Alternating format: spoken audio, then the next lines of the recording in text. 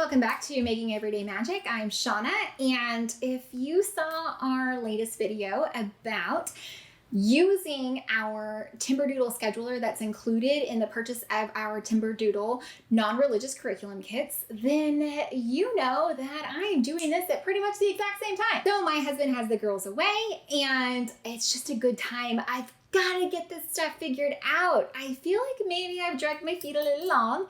I ordered curriculum kits as soon as they were released way back in April. I unpacked the boxes, which you probably saw. I've got some unboxing videos for those curriculum kits, but I haven't really done much else. And I feel like maybe I'm in a little bit of a funk here in 2020. The world's been nuts, and I just haven't progressed yet. I'm struggling a little bit with the idea that summer is almost over. I don't feel like summer's really existed this year. All of that kind of fun stuff that we had planned is out the window. But I gotta get on it. We are healthily into July, and August is coming, and it's time to start another year. Not only that, I am biting off quite a bit to chew here. We've got 2 kids this year. So we are going to be homeschooling a 3rd grader and homeschooling a pre-K kiddo. So this will be the first time that we are officially structured curriculum at home with 2 kids. We had the option to send Marilyn to preschool again, and we just felt like it was definitely time to go ahead and kind of jump in. We know that we plan to be homeschooling her later, provided it goes well to start with. We will amend and change if need be. And, if that means one kid goes to school and one kid stays home, if that's the best for each girl, then that's what we're going to do. But for now, we knew that we wanted to plan to follow in the same path we've chosen with our older child and to start there. So we decided that skipping the pre-K 4 level, which is like a traditional pre-K, at their day school would be what we were going to go ahead and do. We're going to kind of hold her back and go ahead and start this ourselves. And then with all of the insane events of, spring, summer 2020, I'm so thankful that we had already pulled the plug and ordered curriculum and it was done. It was already done. I'm so glad that we were already on this track for this plan. But now I need to finish up the track and the plan. So I'm going to bring you along. I'm going to tell you, while I haven't figured out the daily flow, which will be what the girls need to do each day, like, language arts, and then math, and then science, and then like a fun bonus thing. While I haven't done that yet, I have plugged everything into the Timberdoodle scheduler just a few moments ago, but for you, probably the last video. And I've got my sheet, the first page of that, 119 pages combined, of telling me on a 30-week schedule what we need to do in, which portion to get through these curriculum pieces for the girls. So I have briefly looked over some of the things over there, and as I get more in depth, that's where the flow is really going to come in to see how these pieces go together. But I figured I would go ahead right now because I'm trying to focus this month especially on the logistics of planning. And so I feel like it's important right now to get as much of this information out and shared as I can, because I know that there are so many people, especially this year, who have so many questions, who don't know where to start. And I've got videos so far, curriculum unboxing, how to schedule, by hand, how to schedule with the specific Timberdoodle scheduler. I have these things up and posted. I'll try to provide links maybe up in the cards up here or down in the description box up below, but I'm trying really hard to get through those nitty-gritty questions about how to schedule your homeschool, how to plan it, how to get everybody on a good and secure footing to start this out. Now, I've mentioned we are in a bit of a sweet spot. Timberdoodle for 2nd grade was our first year using their kit. It was so different than what we had been using before. My kiddo really enjoyed it. Right now, we haven't quite started homeschooling 2 kids, so we're in a really good sweet spot right now. I don't ever mean to imply that this way of life is easy. It is not easy, and starting out can be downright terrifying for anyone, secular, non-secular, whatever. I'm here to try to share a voice that is specifically secular, but that can be comforting to you. This is our 3rd year, so our training wheels have come off. We're kind of a little bit in stride. We've got this going. No, this is our 4th year. This is our 4th year. The 2020-2021 school year will be our 4th year. And so like I said, those training wheels have come off. We're a little bit more secure in what we're doing. We have things mapped out a little bit more. And I'm going to try to share that with you just to show you what we do, what works for us, because there is no specific formula that's going to work for everybody. Your day is going to look different. Maybe you don't want to do a flow. You want to be told exactly what to do every day. That's fine. Do what works for you. Do what works for your kid. Don't let anybody tell you any different. Just come here. This is just a resource. That's all I'm going for, is to help soften some of these blows, ease some of these things, maybe answer a few questions. That's it. I want to encourage everyone who wants to choose this lifestyle for all the right reasons to be able to choose this lifestyle for all the right reasons. I don't mean to imply that it's easy. It is not. And some days are easier than others, and some days they are downright hard, and you will doubt everything you've ever wanted to do. But with good planning, I'm hoping to mitigate some of that for people who are starting out. So I'm going to switch over to a different camera now and show you in our Timberdoodle schedulers and with our intervals mapped out on how we need to do what things to survive and get through our plan. I'm going to pop over and hopefully show you what I'm planning to do this coming year with 2 kids, a 3rd grader and a pre-Ker. Okay, so what I've done here is I have gone through and I have mapped out our units, lessons, pages, whatever, to get through the curriculum pieces that we have. I've omitted what we did not purchase and added the science that I've mapped out in a different video. And I'm going at this entire, the entire point of this exercise is to show you the things that I am hoping we can do together. So I'm going to incorporate both kids to make my life easier, to save time, and because I'm only one person. So schooling both of them, anything that we can combine and do together is going to make life for everyone so much easier. I will probably go ahead and grab a highlighter here. I have gone through and I have starred the things that I believe we can do together as a family.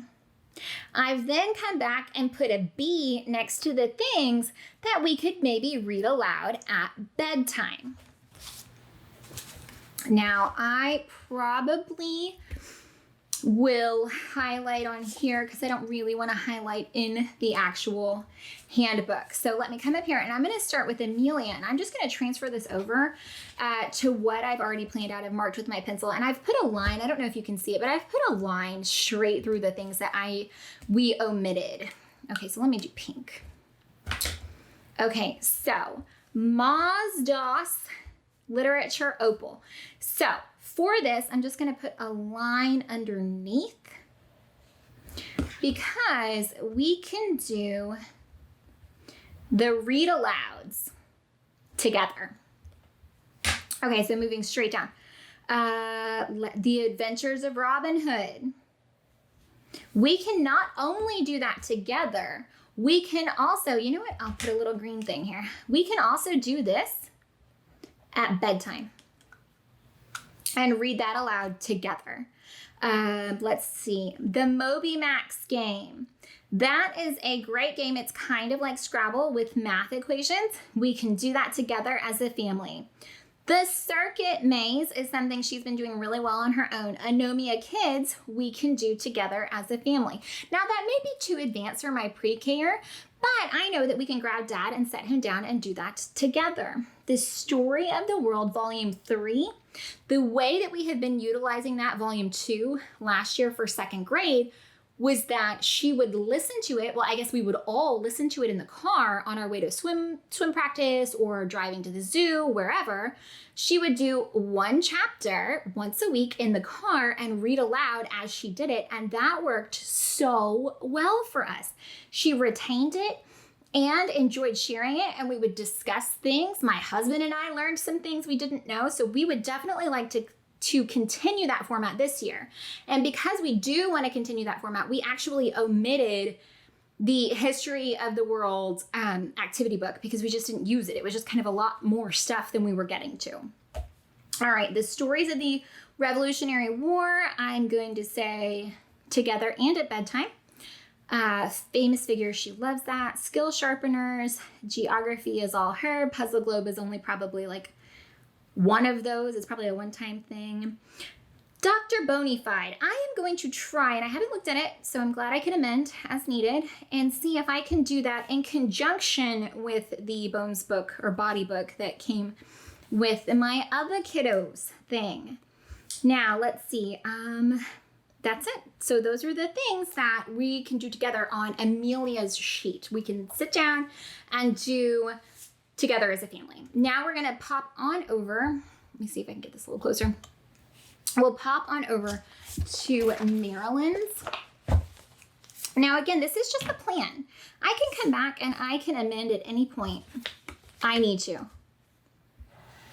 All about reading. Yes, those read alouds we can do together. What your preschooler needs to know, my understanding, again, I haven't looked into it too much yet, is read alouds, and we can do that at bedtime. Alphabet bingo, by all means, we can do that together. It's a great game. It's super fun, and she is loving it. Geo boards, they actually both play that together already. Junior Geo sticks, tiny polka dot game. Let's come down. Oh, the Three Little Piggies smart game. She loves that so far. Lion My Way, Camelot Junior, yes. The geography read aloud, my very first Our World book, is a great read together. And you know what? We could probably do that for a bedtime story as well. Oh, same thing right here. In our science, I'm going to use the Berenstain Bears as a way to introduce some of the science lessons. I think that'll be good. This Smart Start STEM Pre-K I'm going to be using in their science, my very first body book. Again, I want to use together. Science will be together. Jungle String Art, Choco Pop, Mad Matter. As I've mentioned, my next video will probably be either me setting up their homeschool area so that we're ready and good to go, or going through and figuring out what they need to do daily for their kind of flow throughout the day, instead of giving them, you know, hard and true things to check off. I like to do it where it's just, you just do this next, and this is what you do every day, and then it's done by the end of the week.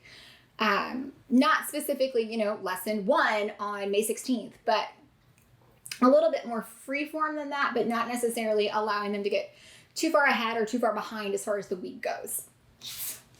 I also like to add something fun at the end of the day, because Timberdoodle kits come with so many things that are amazing and hands-on and art and STEM and projects and building. It's nice to just kind of break that up, because you don't necessarily need to do every model in a set, but it's nice to say, okay, Monday, the something fun is a STEM. Tuesday, the something fun is an art, and it helps to really space it out, but also vary it up quite a bit. So I've got highlighted here, I'm not sure if you can see the color very well, what we're going to shoot for doing together. So as of now, this is my plan for doing more than one kiddo, is to combine as much as possible.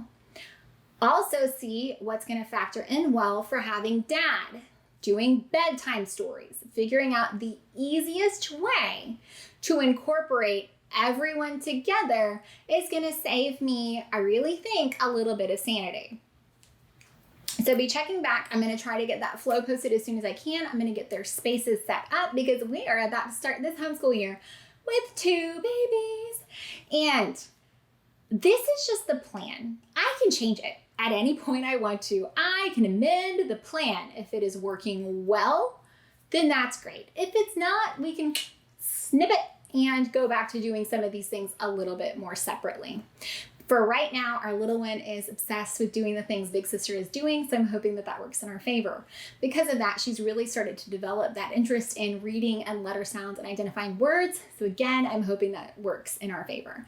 We also have tons of fun things that we've ordered separately to help keep her entertained, and I do plan to share some of those amazing finds in a later video. So I really hope that I'm going to give you guys the confidence to homeschool more than one kid. I am also hoping that by talking this out to you, that I'm going to give myself the confidence to homeschool more than one kid. So fingers crossed, we've got this. We're just going to do our best, folks. That is the theme of 2020, if there is nothing else. We are doing our best. So if you have found anything helpful, entertaining, or informative, please scroll down and hit the big subscribe button, give it a thumbs up, and turn on the bell for notifications. We appreciate having you here. Whether you're secular or non-secular homeschooler, welcome to the community. Thank you so much. If you have any tried and true tips, tricks, hacks for multiple kid homeschooling, please share them in the comments below. I will be reading them faithfully and looking for all of those pearls of wisdom. Thank you so much for staying with us.